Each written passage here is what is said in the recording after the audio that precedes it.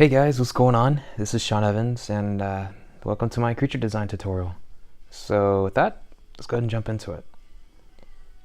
So off the back, I knew that I wanted a humanoid-esque creature, something that would walk around on 2 feet, something that would live in like a marsh area. And this was for my D&D Homebrew campaign, so I kind of had an idea of what I really wanted. So like always, I always start with a sketch. I had done a previous a couple previous thumbnails before this, and so this was more kind of like a solidifying sketch to really kind of get my idea of what I wanted the creature to be. And so here I'm just kind of exploring some of the proportions, making sure some of the anatomy was working correctly, and just kind of finding a pose. Like, I'm just kind of want like some kind of like, stoic, menacing-esque pose. So again, right now, just really looking for shapes that read well, things that work corresponding correctly in terms of like anatomy, making things feel like they're flowing, and just general exploration, just kind of building up that silhouette. So now that I have that, I went ahead and blocked it in, and I'm starting to create a clipping mask, and I'm starting to overlay some of the photo references, like just general stock photo references off the internet. In this case, it was a crocodile and an alligator, is a mix of the two. And I'm kind of placing them over, just kind of erasing away, peeling back a bit, trying it again, and just kind of seeing the patterns. I looked at a lot of like, I am trying to follow the pattern of a regular crocodile where the scales on the back and on the underside, it's that softer scaling for the belly or the thighs or the inside the arms. So right now all I'm doing is just trying to get like, I just want the pattern, I want the pattern indication to be quite natural. I don't want it to feel like, anything is non-organic.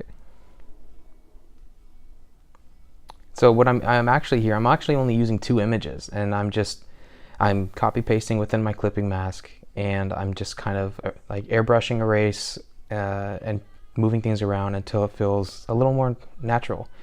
And now that I have that base, I'm coming in with another airbrush, and I'm just starting to lay in some shadows to create some of the forms, so it doesn't feel so flat as I'm starting to lay it in. And right there, that shadow pass, just to kind of help push some of the depth in the actual painting.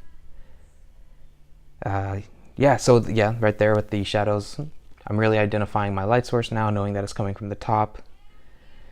Again, making a little more finessing on the shapes and pushing the silhouette a little more as well. And that's what I'll do. I'll just create shapes in a layer, create a clipping mask on top of it, and then lay over my photo texture and then paint on top of it for shadow. Or sometimes I'll have to paint on top of it if I feel too much detail. So that's also, you'll see that a lot. Right there, it's just those little scales do so much.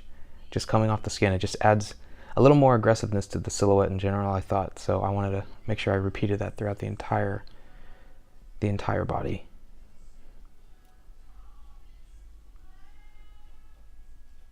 And then just, again, clipping mask, lay over that texture, and paint. The teeth were kind of fun. I was looking at old T-Rex skulls instead of an actual crocodile for the first time, because I wanted to try to mesh something, but I didn't really like it, so I looked at a raptor's skull instead, and I liked it a lot more after that. And then again, clipping mask, and I just kind of painted on top with an airbrush, some like the yellow, some green, and then a darker brown at the base of the teeth to make things feel natural. Starting to paint in some of the forms now for the shoulders, the rib cage, and the chest, the forearms and the knees. It really is just like a build-up process. I'm not trying to, like, I know that I'm not going to get it on the first try. I want to throw down my idea on the painting, and then I'll be able to refine it after I can really see it. 'Cause sometimes it's hard to see it in your head. At least for me it is. There's people out there that can just do it no problem.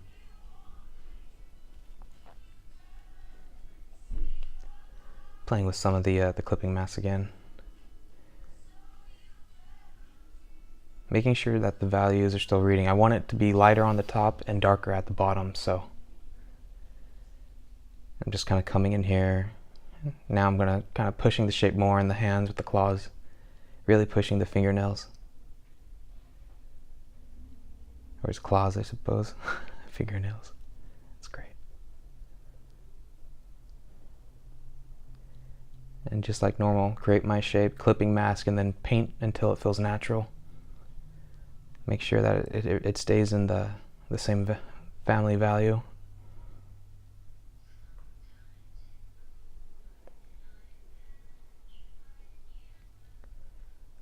And it's a balancing act, getting these shapes to work correctly. Now I'm starting to paint it a bit more. And now I'm actually going on top now. Now that I have the base anatomy of my creature, it was at a good point. So I'm like, okay, now I'm going to start designing its actual. And at this point, you can use it for multiple outfit designs. Like how are you going to dress your character? Like you have your base anatomy. So now at this point, I would usually just save that out and then paint on top of that itself with multiple iterations for like an art director until we find something we like, and then really start to jump into it. And the armor, again, I had an idea what I wanted on in my thumbnail sketches. So yeah, see, I'm just making some corrections, noting that arm and that rib cage were just, that arm was too high, rib cage was too low.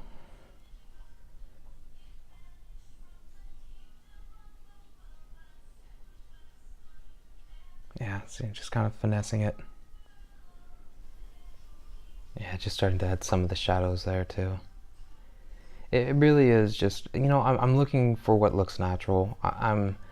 Sometimes you got to push back, like, I know that lighting would hit this object this way, but you just gotta make what looks good. And sometimes that's what's gonna sell the viewer or the director or the player, whatever it is. Like that's what's gonna sell them that this feels right. This feels natural. Shapes, breaking out more shapes for the bone, like kind of like the bone armor coming across his trapezius and shoulders. I see that, like, I know that lighting isn't quite correct, so I'm just trying to adjust some of the hues, and I'm going back with the actual rope design that kind of holds them together.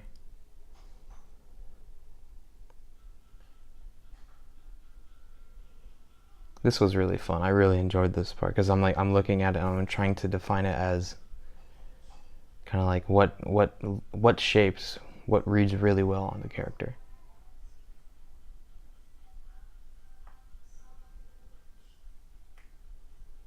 Just kind of copying. See, and that's the thing. I'm taking that motif of the bones, just kind of some of that, that viciousness. Anything with sharps and triangles and points and bones is going to make things feel that much more vicious. So I wasn't shying away from it. I was trying to lean more into its own design, into its own aesthetic.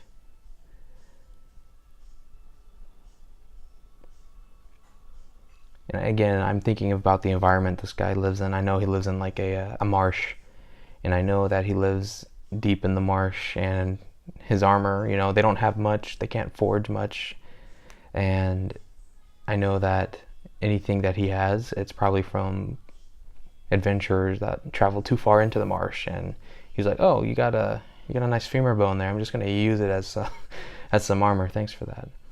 Even like that, like his necklace, like teeth from possibly other creatures of his own race that he's gotten into a fight with, and he's just like, "Oh, establish dominance," and he takes their own bones and teeth. Yeah, see, just clipping masks. It really is that. It's just clipping masks, texture overlays, and it's super efficient. I can sit here and I can paint these things all day and all night until I get to this result, but I mean, for a professional setting, like, this is what I want because it's selling my idea as a concept artist.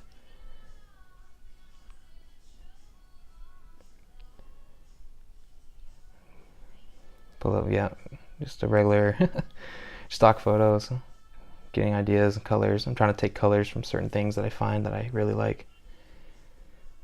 I was thinking about a weapon, but I didn't want it. I was like, it takes away from the more the creature-esque of it, because the moment you add a weapon, it takes away from the claws, I felt. I kind of wanted those to be like, oh, look at those things, they're mean old claws that you'd hate to be scratched with. The fur, I was thinking definitely, fur I was thinking from possibly like, passengers or excuse me, travelers, uh, clothing that he's ripped apart. Like this was like what he wears as his little garb there. He is possibly like a cape from a past explorer.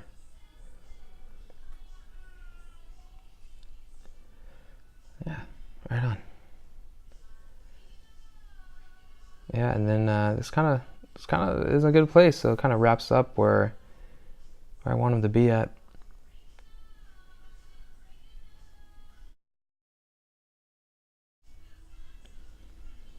So now I'm gonna come in here and I want to start to kind of shoot some rim light on the back of him, and it really helps him pop off the black background. Add a little more shadows to the bottom, create a better gradient. And that way the rim light towards the bottom really helps him pop off the page. It just breathes that much more form into him. Cool, so that wraps up my creature tutorial. Thank you guys for watching, and be sure to like and subscribe if you'd like to see more. Bye!